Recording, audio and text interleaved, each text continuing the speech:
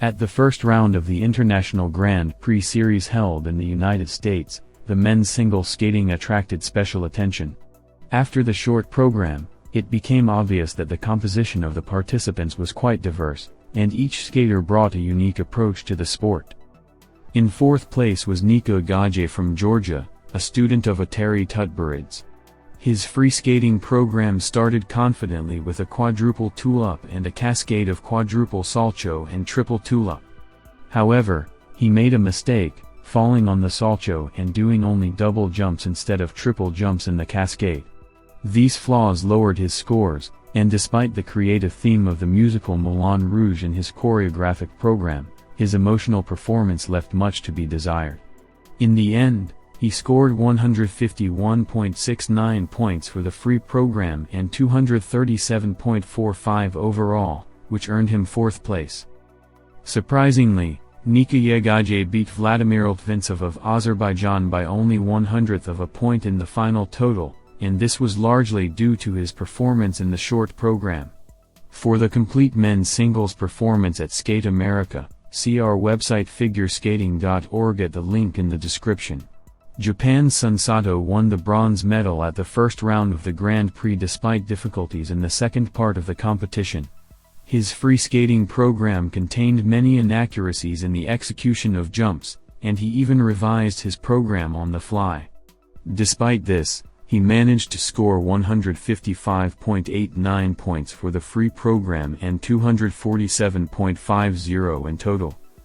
Kevin Amos from France kept the second place. His technical level in the free skating program was more modest, but he did not make any falls or serious mistakes, which was highly appreciated by the judges. His performance to the music of Bolero ended emotionally and lifted the audience, and he scored 181.75 points for the free skate and 279.09 in the total.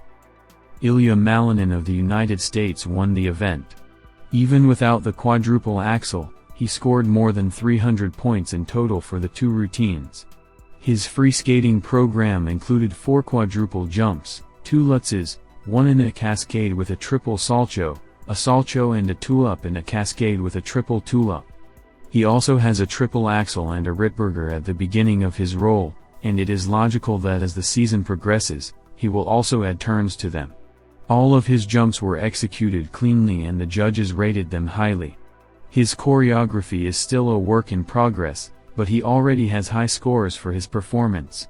He ended up scoring 206.41 for the free routine and 310.47 overall, making him the top favorite for the season. After a whole series of challenger events, the long-awaited Grand Prix Series, where the world's best figure skaters gather, has finally begun. The competition kicked off with the girls' performance at Skate America, who delighted the Texas audience with the variety of their short programs and, of course, a few unexpected surprises in the ranking of participants. The star of the stage was Luna Hendricks, who has already won medals twice at the World Championships.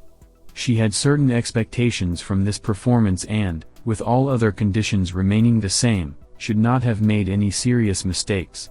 In this case, she could have held on to the first place.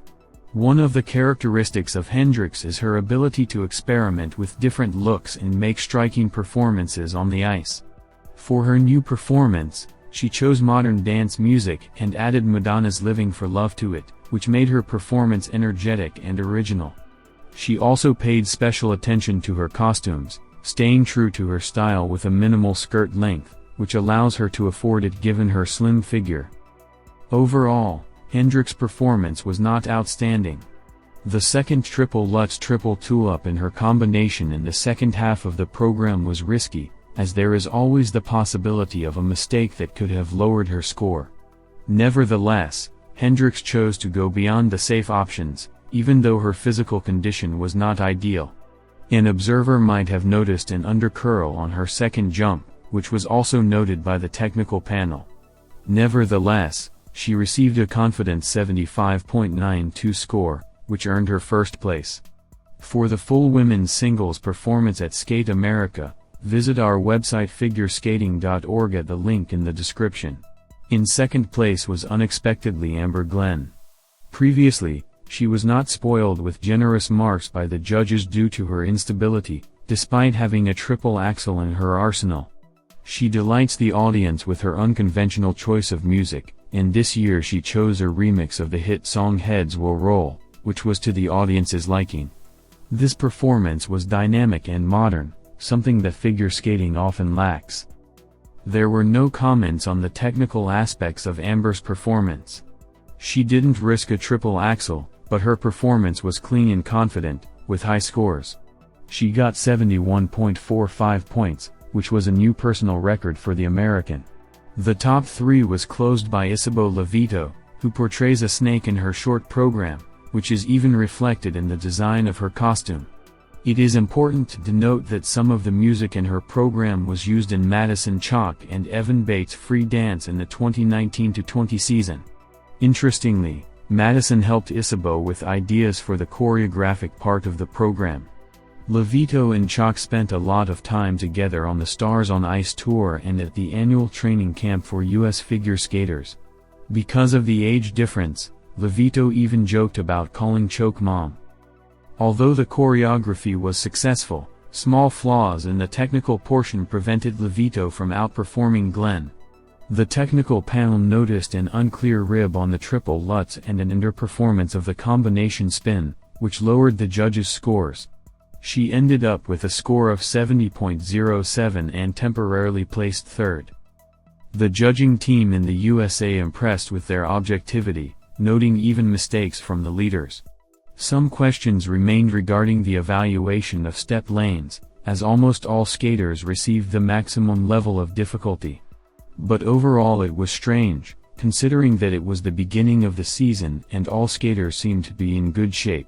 Ilia Petrosian has spoken out about Terry Tutberidze's absence at the Russian Grand Prix. Petrosian won the stage in Omsk today. Tutberidze accompanied Georgian figure skater Nika Agajay at the U.S. Grand Prix. I had no contact with Terry Georgievna during the stage. She communicated with Sergei Viktorovich Dudikov. They will talk to me later, haha. Does it affect whether there are 3 coaches behind the board or 1? No, I usually don't pay attention to it. I mostly just tune in with myself. Oh, I'm saying the wrong thing. But in general, I tune in with myself. And then, when the coaches say their instructions, I try to obey them. Their recommendations help me most of the time, said the figure skater.